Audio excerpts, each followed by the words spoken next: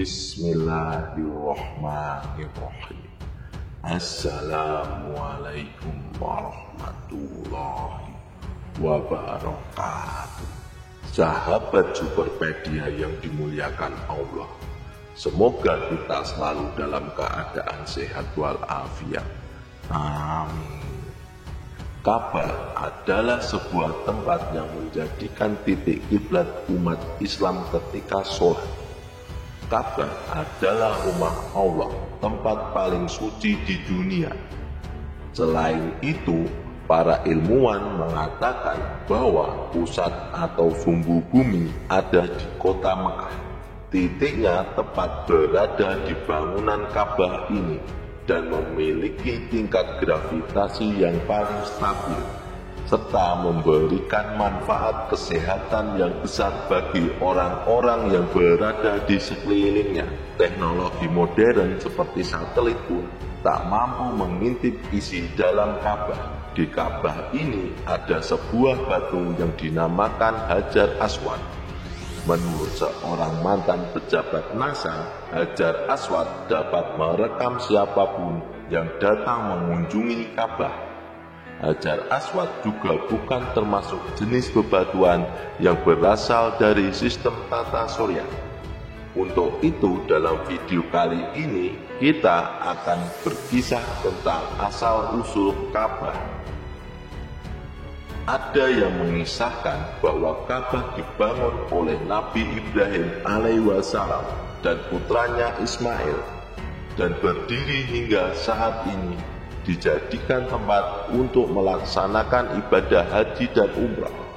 Namun di dalam Al-Quran, surat Al-Imran ayat ke-96, Allah mengatakan, sesungguhnya rumah ibadah pertama yang dibangun untuk manusia ialah Baitullah yang di Mekah, yang diberkahi dan menjadi petunjuk bagi seluruh alam. Dari para ahli tafsir menyimpulkan bahwa tempat pertama yang dibangun sebagai tempat ibadah adalah Ka'bah. Artinya ini sudah ada sejak zaman sebelum Nabi Ibrahim alaihissalam diciptakan. Bahkan sudah ada sejak zaman Nabi Adam alaihissalam. Karena Nabi Adam alaihissalam pun bertauhid menyembah Allah subhanahu wa ta'ala.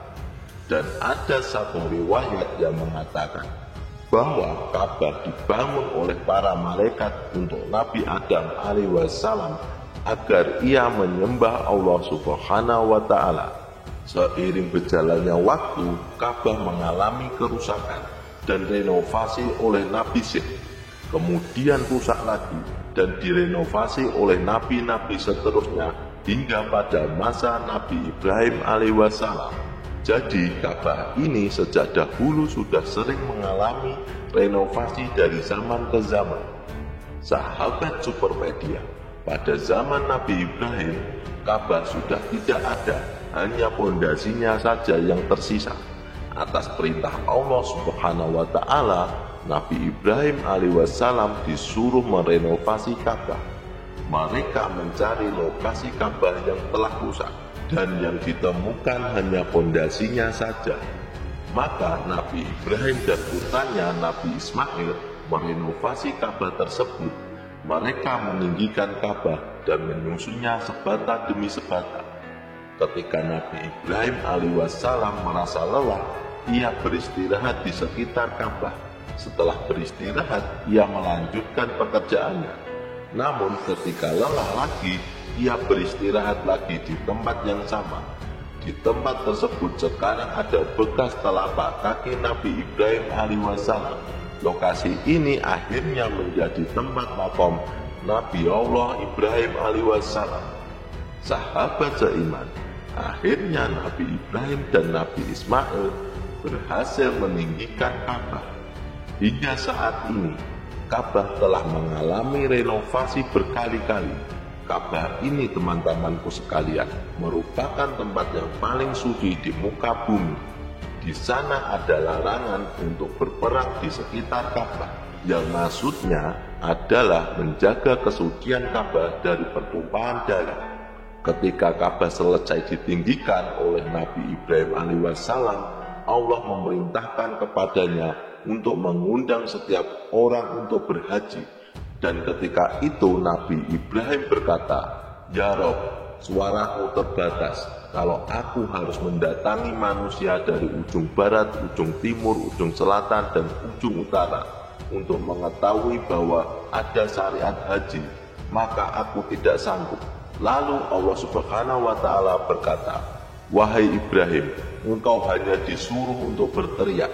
Aku yang akan menyampaikan suaramu ke ujung barat, ujung timur, ujung selatan, dan ujung utara." Dan inilah salah satu mukjizat Nabi Ibrahim alaihissalam. Suaranya sampai ke ujung-ujung penjuru yang didengar orang-orang yang berada di sejumlah tempat yang sudah disebutkan tadi.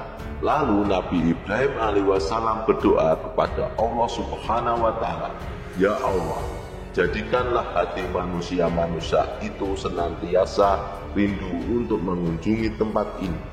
Maka jika ada orang yang sudah berhaji atau umrah, maka hatinya akan selalu rindu untuk bisa mengunjungi Baitullah lagi." Berbeda dengan tempat-tempat lain seperti gunung atau pantai, yang mungkin jika kita pernah ke sana dan ingin kembali, hasratnya akan berbeda. Jika tempat itu adalah Baitullah, pastilah orang-orang mukmin ingin kembali lagi dan lagi ke Baitullah. Sebagaimana doa Nabi Ibrahim alaihissalam tadi, tidak ada istilahnya orang kapok umrah. Yang ada adalah setelah umrah mereka ingin umrah lagi, pulang ke tanah air dan ingin umrah lagi di kemudian hari, begitu seterusnya. Artinya Allah Subhanahu wa Ta'ala sudah mengabulkan doa Nabi Ibrahim alaihissalam. Orang-orang dari penjuru dunia datang berbondong-bondong ke Baitullah. Jadi itulah kisah tentang asal-usul Ka'bah. Semoga kisah ini bermanfaat. Mohon maaf jika ada ketidaksesuaian. Yang benar datangnya dari Allah Subhanahu wa Ta'ala. Kesalahan datangnya dari saya pribadi sebagai manusia biasa. Sampai ketemu di video selanjutnya. Saya akhiri. Wassalamualaikum warahmatullahi wabarakatuh.